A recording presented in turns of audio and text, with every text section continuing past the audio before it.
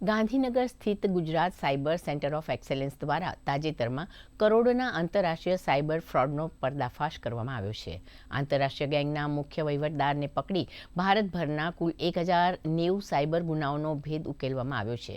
આસામથી મુખ્ય સૂત્રધાર રફીકુલ આલમની ધરપકડ કરી ચાઇના કનેક્શન અને ક્રિપ્ટો ફ્રોડનો ખુલાસો કરાયો છે, જેમાં મ્યુલ બેંક ખાતાઓ અને ક્રિપ્ટો વોલેટ મારફતે દેશભરના ગુનાઓનું નેટવર્ક ટ્રેસ કરવામાં આવ્યું છે.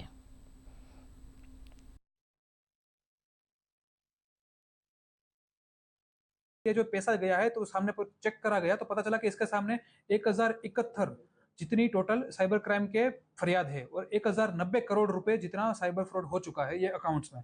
तो ये पता चला तो cyber centre of excellence Gujarat की टीम ने वहां जाके विक्टिम्स को पूरा काउंसिल करा और वो ज्यादा पैसे ना डाले वो उसके लिए उनको रोका गया.